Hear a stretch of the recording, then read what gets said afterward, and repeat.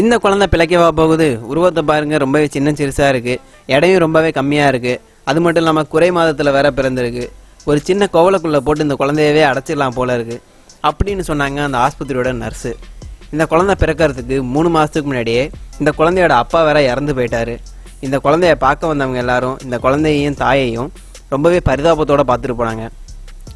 ஆனால் அதே குழந்தை தன்னோட 85 வயசு வரைக்கும் உயிர் வாழ்ந்து இந்த உலகத்துக்கே புவியீர்ப்பு விசை அப்படின்னா என்னன்னு கற்றுக் கொடுத்த மிகப்பெரிய விஞ்ஞானியாக வளருவான் அப்படிங்கிறது யாருக்குமே தெரியாது.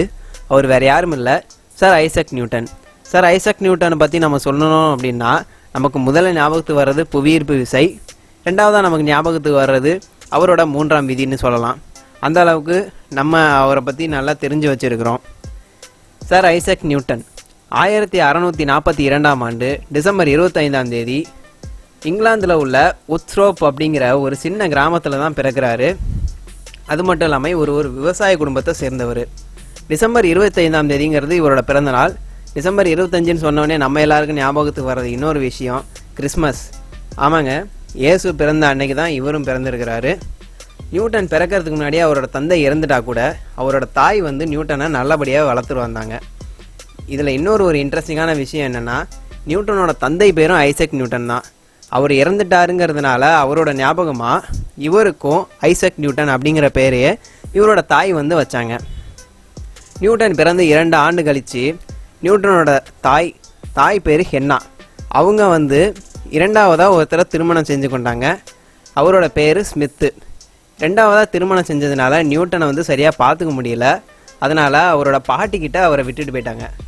நியூட்டனோட பாட்டி அவரை நல்லா வளர்த்துட்டு வந்தாங்க. அவரை பள்ளிக்கூடத்துக்கு அனுப்புனாங்க. பெரும்பாலான பசங்களை கம்பேர் பண்ணுறப்ப நியூட்டனோட செயல்கள் எல்லாமே வித்தியாசமாக இருந்தது. பார்த்தா எதையாவது தீவிரமாக யோசிச்சுக்கிட்டே இருப்பார், ஏதாவது ஒரு கணக்கு போட்டுக்கிட்டே இருப்பார், நிறையா ஓவியங்கள்லாம் வரைஞ்சிக்கிட்டே இருப்பார். அது மட்டும் இல்லாமல் பள்ளி படிப்பில் இவருக்கு சுத்தமாக ஆர்வமே இல்லை. பட்டங்கள்லாம் நிறையா செய்து விடுவார். இந்த மாதிரி நிறையா விஷயங்களை மற்ற மாணவர்களை கம்பேர் பண்ணுறப்ப கொஞ்சம் வித்தியாசமாகவே இருந்தார். அது மட்டும் இல்லாமல் நிழல் கடிகாரம் அப்படின்னு சொல்லக்கூடிய ஒரு கடிகாரத்தை கண்டுபிடிக்கிறாரு. அது பார்த்திங்கன்னா நம்ம சூரிய ஒளி பட்டு அதோட நிழல் மூலமாக நமக்கு கரெக்டான நேரத்தை காட்டும் அப்படின்னு சொல்கிறாங்க. அது மட்டும் இல்லாமல் நீர் கடிகாரம் அப்படின்னு ஒன்று கண்டுபிடிக்கிறாரு. அது எதை பேஸ் பண்ணது அப்படின்னா, தண்ணியை ஊற்றினோம் அப்படின்னா அது ஒரு ட்ராப்பாக கீழே இறங்க அந்த டயத்தை அது அக்யூரேட்டாக சொல்லும் அப்படிங்கிறாங்க. நியூட்டன் தினமும் செடிக்கு தண்ணி ஊற்றுற மாதிரியே அந்த நீர் கடிகாரத்துக்கும் தண்ணியை மறக்காமல் ஊற்றிட்டு வந்துடுவார். இப்படி தான் நியூட்டன் அவரோட இளமை காலத்தை ஸ்பெண்ட் பண்ணிகிட்டு இருந்தார். அது மட்டும் இல்லாமல் நியூட்டன் பார்க்குறதுக்கு ரொம்பவே ஒல்லியாக இருந்திருப்பார். அதனால் நியூட்டனை நிறைய பேர் கேலியும் கிண்டலும் செஞ்சுக்கிட்டு இருப்பாங்க அவங்க ஸ்கூலில். ஒரு நாள் என்ன ஆச்சுன்னா, அவரோட ஸ்கூலில் ஒரு பெரிய மாணவன் நல்லா பாடியாக இருக்கிற ஒரு மாணவன் நியூட்டனை கேலி செஞ்சுக்கிட்டே இருந்தான். நியூட்டன் அதை எவ்வளவோ பொறுத்து பார்த்தாரு. ஆனால் அது நியூட்டனை ஒரு தடவைக்கு மேலே பொறுக்க முடியாத காரணத்தினால அந்த மாணவனை என்ன பண்ணார், நியூட்டன் போட்டு சண்டையில் புரட்டி எடுத்துட்டார். அவரோட சுற்றி இருந்தவங்க எல்லாருமே பார்த்துட்டு வியப்பாக பார்த்தாங்களாம், நியூட்டனா இந்த பையனை இப்படி போட்டு அடித்தது அப்படின்னு. ஏன்னா நியூட்டனோட உருவம் பார்த்திங்கன்னா அவ்வளோ மெல்லியதாக இருக்கும் அப்படின்னு சொல்கிறாங்க. அந்த நிகழ்வுக்கு அப்புறம் தான் நியூட்டனுக்கு ஒரு தன்னம்பிக்கைங்கிறதே வந்தது அப்படின்னு கூட சொல்லலாம். அதுக்கப்புறம் பார்த்திங்கன்னா நியூட்டன் படிப்பில் நிறையா இன்ட்ரெஸ்ட் காமிக்க ஆரம்பித்தார், நல்லா படிக்க ஆரம்பித்தார். அது மட்டும் இல்லாமல் கிளாஸில் எல்லாரும் பெருமையாக பேசுகிற மாதிரி நடந்துக்க ஆரம்பித்தார். நியூட்டனுக்கு 14 வயசு இருக்கிறப்ப அவரோட தாய் ஹென்னா இருக்காங்க இல்லையா, அவரோட 2வது கணவரும் இறந்து போயிட்டார். அதனால் அவங்க தாய்க்கு வேறு வழி இல்லை, நியூட்டனோட தான் வாழ்ந்தாகணும் அப்படிங்கிற ஒரு நிலை வந்துருச்சு. அதனால் என்ன பண்ணாங்க, நியூட்டனோட பள்ளி படிப்பை நிப்பாட்டிட்டு நியூட்டன் பண்ணை வீட்டுக்கு அழைச்சிட்டு அங்கேருந்து ஆடு மாடெல்லாம் மேய்க்க விட்டாங்க. ஆனால் நியூட்டனுக்கு அதில் பெரிதும் இன்ட்ரெஸ்டே இல்லை. அவருக்கு இப்போ பார்த்திங்கன்னா படிப்பில் இன்ட்ரெஸ்ட் ரொம்பவே அதிகமாகிருச்சு. அதனால் நியூட்டனோட தாய் மாமா, அவரோட பேர் வில்லியம்ஸ், அவர் நியூட்டனோட நடவடிக்கையெல்லாம் பார்க்குறாரு.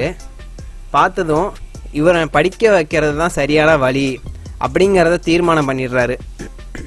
அதனால் நியூட்டனை பள்ளி படிப்பை எப்படியாவது படிக்க வச்சுட்டு அவரை உயர்கல்விக்கு கேம்பிரிட்ஜ் ட்ரினிட்டி அப்படிங்கிற ஒரு கல்லூரிக்கு 1661ஆம் ஆண்டு சேர்க்குறாரு. அந்த படிப்பில் பட்டம் வாங்கிடுறாரு நியூட்டன். எப்போ அப்படின்னா 1665 ஆண்டில் பட்டம் வாங்கிடுறாரு. அதே ஆண்டு தான் அந்த ஊரில் ஃப்ளேக் அப்படின்னு சொல்லப்படுற ஒரு நோய், மிக கொடிய நோய் வந்து பரவிட்டு இருந்தது. அதனால் அந்த ஊரில் 10% மக்கள் வந்து இறந்து போயிட்டாங்க. அதனால் அந்த காலேஜும் மூடிட்டாங்க. எல்லா மாணவர்களும் அவங்கவுங்க வீட்டுக்கு வந்து தனித்தனியாக அனுப்பி வைக்கப்பட்டாங்க. இந்த காலகட்டத்தில் அவர் நிறையா ஆய்வுகள்லாம் பண்ணார். என்னென்ன அப்படின்னா கால்குலஸ், ஒளியியல்னு சொல்லுவாங்களா, லைட் சம்மந்தமான விஷயங்கள், ஈர்ப்பு விசை, புவியீர்ப்பு விசை, கணக்கியல், இந்த மாதிரி பல விஷயங்களை வந்து அவர் ஆய்வுக்கு கொண்டு வந்தார். அதுக்கப்புறம் பார்த்திங்கன்னா 1667 ஆண்டு அவங்க காலேஜ் வந்து திரும்பவும் திறந்துட்டாங்க. திறந்ததும் 1669 ஆண்டில் அவர் வந்து ஒரு கணக்கியல் பேராசிரியராக நியமிக்கப்பட்டார். அப்போதைக்கு அவரோட வயசு பார்த்திங்கன்னா 26 வயசு தான். அதுக்கப்புறம் பார்த்திங்கன்னா அவரோட முதல் ஆய்வு அப்படின்னு எதை பற்றி சொல்லலாம் அப்படின்னா ஒளியியல், அதாவது லைட்டு சம்மந்தமான ஒரு ஆய்வு. ஒரு பட்டையாக ஒரு கண்ணாடியை எடுத்துக்கிட்டு சூரிய ஒளி அது மேலே படம் வச்சார். படம் வச்சதும் அந்த லைட்டு வந்து 7ஆக பிரிஞ்சுது. அதை பார்த்தாரு. அதாவது வானவில்லில் தெரியும் இல்லையா, சிகப்பு, மஞ்சள், ஊதா, இந்த மாதிரியான 7 வண்ண கலராக பிரியறத பார்த்தாரு. அப்போ அவர் நினைக்கிறாரு, சூரிய ஒளி அப்படிங்கிறது இந்த மாதிரி 7 வண்ணங்களோட கலவை தான் அப்படிங்கிறத முதல்ல கொண்டு வராரு. அது மட்டும் இல்லாமல் வானியலை பற்றியும் ஆய்வுகள்லாம் பண்ணுறாரு. அதுக்கப்புறமா ஒரு டெலஸ்கோப் ஒன்று கண்டுபிடிக்கிறாரு. ஆனால் அதை யாரும் அப்போதைக்கு ஏற்றுக்கலை. ஆனால் இப்போதைக்கு கண்டுபிடிக்கிற டெலஸ்கோப்போட எல்லா டெலஸ்கோப்போட முன்மாதிரியே இந்த நியூட்டன் கண்டுபிடிச்சது தான் அப்படின்னு கூட சொல்லலாம். அதுக்கப்புறம் பார்த்திங்கன்னா அவர் வந்து 3 விதிகள், அதாவது நியூட்டன் முதல் விதி, 2ஆம் விதி, 3ஆம் விதி, இதையெல்லாமே அவரோட 22 வயசுலேயே வந்து அவர் கண்டுபிடிச்சு வச்சிடுறாரு. ஆனால் அதை யாருமே வெளிவர விடலை. அவருடைய நண்பர் பேர் ஹாலி அப்படிங்கிறது. அவர் தான் நியூட்டனை வந்து வற்புறுத்தி இந்த விதிகளை வந்து வெளியிட வச்சார். இந்நேரம் அவர் அந்த மாதிரி பண்ணலை அப்படின்னா இந்த நியூட்டன் 3 விதிகள் வராமல் கூட போயிருந்திருக்கலாம் அப்படின்னு கூட சொல்கிறாங்க. அடுத்தது 1705 ஆண்டு 1705 ஆண்டில் ஏப்ரல் 16 கேம்பிரிட்ஜ் பல்கலைக்கழகத்துக்கு நியூட்டனை கூப்பிட்றாங்க. நியூட்டனை கூப்பிட்டுட்டு அந்த இடத்துல என்ன பண்ணுறாங்க அப்படின்னா நியூட்டனுக்கு சார் அப்படிங்கிற ஒரு பட்டத்தை கொடுக்குறாங்க. அதனால் சார் ஐசக் நியூட்டன் அப்படிங்கிற ஒரு பேரை அவர் வாங்கிடுறாரு. அதற்கப்புறமா அவர் ஒரு மரத்தடியில் உட்காந்துருக்கிறப்ப எதையோ தீவிரமாக யோசிச்சுருந்துருக்கிறாரு. அப்போதைக்கு அந்த மரத்தில் உள்ள ஆப்பிள் வந்து அவர் தலையில் வேகமாக வந்து விழுவும் அவர் வந்து அதை பற்றி யோசிக்கிறாரு. என்னடா அது, ஆப்பிள் வந்து மேலேருந்து கீழே வந்து விழுகுது, ஏன் இந்த ஆப்பிள்னால திரும்பவும் மேலே போக முடியல அப்படின்னு சொல்லி யோசித்து பார்க்குறாரு. இந்த பூமியில் இருக்கிற எல்லா பொருளுமே மேலே ஒரு ஹைட்டு வரைக்கும் தான் போக முடியுது, திரும்பவும் கீழே வந்துடுது. அது எதனாலன்னு தீவிரமாக யோசிக்கிறப்ப தான் தெரியுது இந்த பூமிக்கும் ஒரு புவியீர்ப்பு விசை இருக்குது அப்படிங்கிறத அவர் கண்டுபிடிக்கிறாரு. அதனால தான் இன்றைய வரைக்கும் நமக்கு கிராவிட்டினா என்னங்கிறது தெரியுது. இப்படியெல்லாம் இருந்த ஐசக் நியூட்டன் 1727 ஆண்டு மார்ச் 20 காலமாயிட்டார். இவர் இறந்ததுக்கப்புறம் இவரோட கண்டுபிடிப்புகள் எல்லாத்தையுமே அந்த நாட்டோட மியூசியமில் எடுத்து வச்சுக்கிட்டாங்க. இவர் இறந்த அன்னைக்கு அந்த ஊரே கண்ணீர் வடிச்சதுன்னு தான் சொல்லணும். சரி, ஐசக் நியூட்டனோட முக்கியமான கோட்ஸ் பற்றி பார்ப்போம். What we know is a drop, what we don't know is an ocean. அதாவது இது ஒரு சிறு துளிங்கிறது தான் நமக்கு தெரியும், அது ஒரு மிகப்பெரிய பெருங்கடல்லேருந்து வந்ததுங்கிறது நம்மள யாருக்குமே தெரியாது அப்படின்னு சொல்கிறாரு. ரெண்டாவது, no great discovery was ever made without a bold guess. அதாவது நம்ம தீவிரமாக யோசிக்கலை அப்படின்னா எந்தவித கண்டுபிடிப்புமே வந்திருக்காது அப்படின்னு சொல்கிறாரு.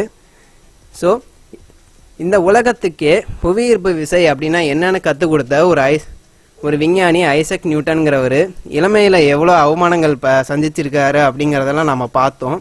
அப்படிப்பட்ட ஐசக் நியூட்டனை பற்றி நீங்கள் என்ன நினைக்கிறீங்க அப்படின்றத கீழே உள்ள கமெண்ட் பாக்ஸில் கமெண்ட் பண்ணுங்கள். இந்த வீடியோ உங்களுக்கு பிடிச்சிருந்தா லைக் பண்ணுங்கள், ஷேர் பண்ணுங்கள், மறக்காமல் நம்ம சேனலை சப்ஸ்கிரைப் பண்ணுங்கள்.